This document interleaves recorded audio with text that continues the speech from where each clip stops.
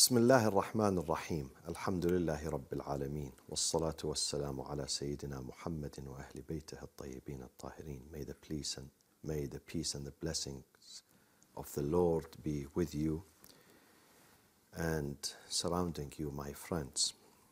أعوذ بالله من الشيطان الرجيم. بسم الله الرحمن الرحيم. This is chapter 49, verses 7 and 8.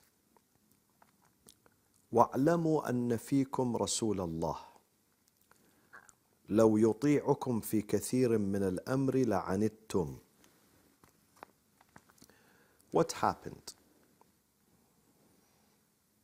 A group called Bani al-Mustalaq, a tribe outside Medina. The Prophet asked one of his companions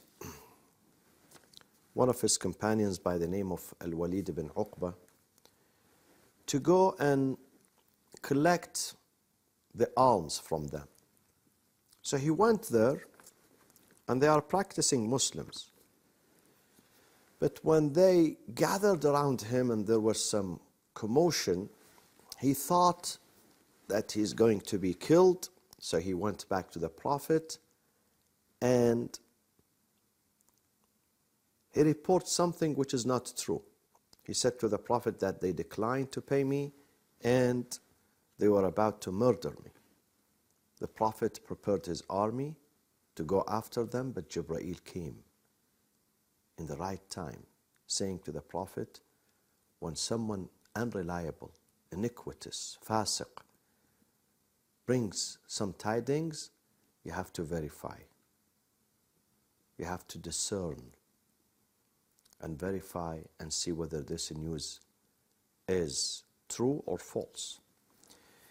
So despite knowing the fact, the Prophet sent someone else the following day to check on them, and he came before entering their territory. He watched them from afar, and he saw them praying, raising the adhan, practicing Islam, and there is no sign that shows that they rejected faith or they retreated back. No sign of that. So he went back to the Prophet and he told him the story.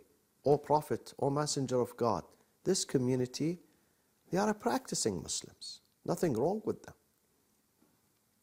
Despite this verification and this confirmation that this community are practicing Muslims, despite this, a group of the companions, they said to the Prophet, let's go ahead and fight against them. Let's go ahead in our fighting. Let's teach them a lesson. So here the Quran comes and says, وَاعْلَمُوا أَنَّ فِيكُمْ رَسُولَ اللَّهِ. Know that the Messenger of God is among you. He's there. لو يطيعكم في كثير من الأمر لعنتم. Were he to obey you in many of your suggestions and opinions to him, you would have suffered. It would have caused adversities for you and difficulties for you. You would have suffered. It would cause problems and conflicts for you. Therefore, here it means that the Prophet is connected to the source of revelation, to God, to the true source of knowledge. God tells him exactly what happens. Not that he's not informed or unaware. And he's there through his wisdom, through his patience, through his honesty, through his policy of being extra careful and cautious. He is leading the community. But if it were that he would listen to rumors and to gossips and to false news, and then he would act upon these false news, you would have been in big disaster. You would have created a war, a conflict every day, every single day, you would have had a war with a group of people, with one of the tribes, with one of the communities around you. But thanks God you have the Prophet. The Prophet is there. He would not allow this to happen. He's there to oversee everything. He's there to make sure that no wrongdoings are happening. وَاعْلَمُوا أَنَّ رَسُولَ اللَّهِ وَاعْلَمُوا أَنَّ فِيكُمْ رَسُولَ اللَّهِ لَوْ يُطِيعُكُمْ فِي كَثِيرٍ مِّنَ الْأَمْرِ لَعَنِتُّمْ. It's good that he's not listening to your bias opinion. And this, what do you learn from this sentence, my friends? You learn that the opinion of some of the companions was unreliable and biased, and it lacks validation, and you cannot trust it in many matters, let alone the matter of khilafah. If God says we cannot depend on you, on your opinion, on your judgment, on your thoughts, in many small matters in the community, we cannot depend on that. Can we depend on you in this important, critical matter of khilafah? Can we accept your opinion when it comes to the succession of the Prophet? Definitely not. Definitely not. We would not leave this issue for you. And I want you to reflect on this point, my friends. I repeat that. God says, if the Prophet would listen to you and obey you in these small matters, he and you would have been in big adversity and conflict. So definitely we are not going to leave the matter of khilafah, where the survival of Islam depends on it. We are not going to leave that matter in your hands, because you failed in the smaller issues. Do you want us to believe that you would not fail in the bigger issue? So, لو يطيعكم في بعض من الأمر في كثير من الأمر لعنتم. And then again, words of encouragement comes from God. ولكن الله حبب إليكم. But God has caused you, He is the reason for you to love faith and has made it seems fair in your hearts. حبب إليكم الإيمان. حبب إليكم الإيمان وزينه في قلوبكم وكره إليكم الكفر والفسوق والعصيان أولئك هم الراشدون. And God again, He has caused you to despise disbelief, كفر, والفسوق, iniquity, والعصيان, disobedience. Such are the rightly guided. Such are the rightly guided. It is the bounty of God, and this is what we call it in the Islamic law. قاعدة اللطف الإله قاعدة اللطف الإلهي. الله لطيف بعباده. God bestows His favor, His bounties, His mercy upon us. And therefore He causes us to love faith, and He causes us to despise disbelief and disobedience and iniquity. It is from Him. He inspires us with these elements. He inspires me and you that we love act of goodness, we love mercy, we love forgiveness, we love to help others. He inspires our hearts with it. And He also inspires our hearts with despising and loathing and disliking and injustice and iniquity, disbelief, disobedience. It is from Him. Why? Because He wants us to go into this direction. It's like a teacher. a hard-working teacher, a sincere teacher who loves his or her students, what would he do? He will try to provide them with every ease, tries to facilitate the journey for them, tries to provide them with every answer to their questions, tries to be available for them whenever they need him or need her, tries to give them counseling and direction, how to pass, how to learn, how to excel, because he loves for them. He's not doing this just for money, because he loves his job. He wants he wants his students to excel.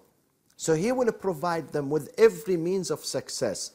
This is the same with God.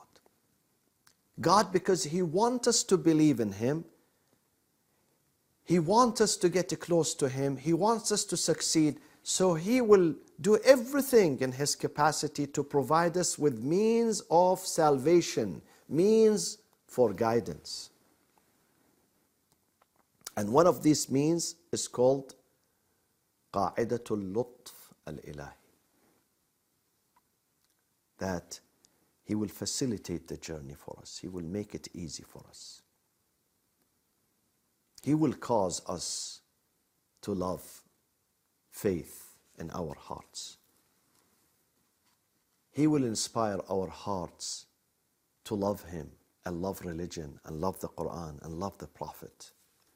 And he at the same time causes our hearts to loathe and despise hypocrisy, iniquity. And these are words of encouragement. If God would leave us alone, we will create a huge mess. We would not know what to do. We will destroy our life. We will perish. But he's up there. He's guiding. He's supervising. He's giving direction. He's giving encouragements. وَلَكِنَّ اللَّهَ حَبَّبَ إِلَيْكُمْ. But it is God who caused you to love faith. وَزَيَّنَهُ فِي قُلُوبِكُمْ. He made faith look beautiful and attractive in your hearts. He made you fall in love with faith. زَيَّنَهُ. He beautified. He adorned. Adornments. He beautified faith so you can love it. It would be easy for you to fall in love with faith. وَزَيَّنَهُ فِي قُلُوبِكُمْ وَكَرَّهَ إِلَيْكُمُ الْكُفْرَ وَالْفُسُوقَ وَالْعِصْيَانَ. Therefore, every person who is born, my friends, he or she are born faithful and believers in God. Why? To make the journey easy for them. If people are born and they don't know God, we will be in big trouble. Believe me, society would not help us to get to know God. Society is moving, material societies nowadays are moving in the wrong direction, in the opposite direction from God, away from God. But God made it easy for us by providing us the fitrah. فطرة الله التي فطر الناس عليها. That you are born with this natural instinct to know God, to be familiar with God, to move towards God. أولئك هم الراشدون. The principles of rushd and maturity and guidance are three. One of them, that you love faith. You love. You have affinity. People are not pushing you. It's inside you. It's inside you. You love faith. And then, number two, is that you naturally despise disbelief, iniquity, and disobedience. You are not being pushed. You are not being coerced. Sometimes you are encouraged, and there is a big difference between encouragement on the one hand and being coerced on the other hand. Many parents ask, how do we deal with our children? They don't like to pray. They don't like to go to mosque. They don't like to be religious. I say there is a difference between coercion and encouragement. Keep encouraging them in a nice way. Create a climate of encouragement and persuasion. The climate, the environment, through what you say, through what you do. Sometimes we tell them to be religious, but we are not religious ourselves. So this is not the right climate. This is not the right environment, because there is contradiction there. But once you do good, once you are religious, once you as a mother and as a father respect religion and the principles of religion, then you are encouraging them. You are creating, indirectly creating this environment where they're going to be attracted to and encouraged to follow. So create that environment through your own encouragement, but don't coerce. Don't force it upon them. Don't impose anything upon them. Respect their choice. Respect their choice, but teach them. But teach. You have to teach. Some people say, I respect my children's choice. So one of them is agnostic, one of them is atheist, one of them is, this and that. And I don't interfere in their life. But you have to teach. Have you taught them the principles of Islam? Have you taught them what is the difference between Islam and atheism? Do they know or they don't know? You have to teach them. Don't just sit there and be proud that my son, we have in our family, we have different opinion, we have a pluralism and diversity, and therefore we have an interfaith council in my house. My daughter is Christian, my son is a Jew, my daughter-in-law is Buddhist, my sister-in-law is Baha'i, and my, father is this and that. Well, it's good to have interfaith gatherings. But in your family, your responsibility first is to introduce the right Islam, the right version of Islam to them in a nice way. Now, if you introduce in a nice way and they reject, then this is their problem. It's not your problem anymore. But if you don't do anything to introduce your own religion to them, then you are delinquent and you are responsible and you did not do enough. And therefore, number 8 says, فَضْلًا مِّنَ اللَّهِ وَنِعْمَةً وَاللَّهُ عَلِيمٌ حَكِيمٌ.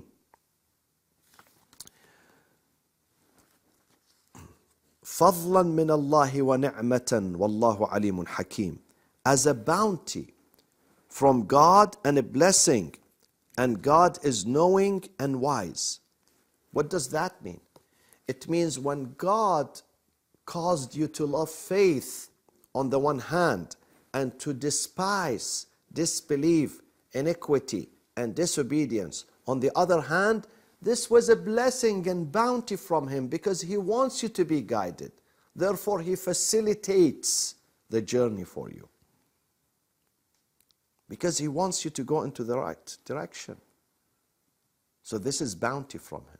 And therefore you have to be thankful to God's bounty.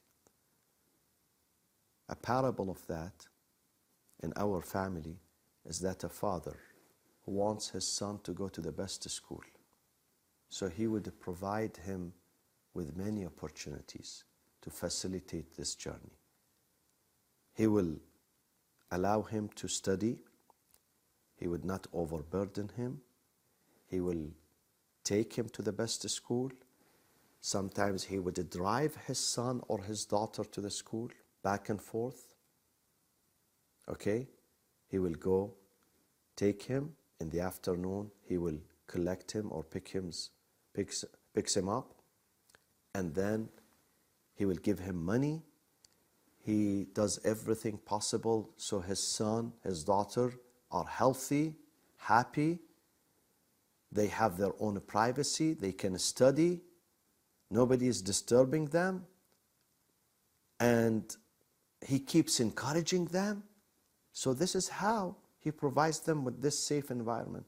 Unlike some parents who wants his son to go to Harvard University, the Ivy League, but he's overburdening him with work. He asks him to come and work with me in my shop from 9 a.m. until 9 p.m. But that son is not going to make it to Harvard because you are not providing him with an opportunity. You are always putting him down. You are not allowing him to study. You are not honoring his requests. How can he make it to the Ivy League? You are not helping him. God says, I would help you through my bounties and my blessings.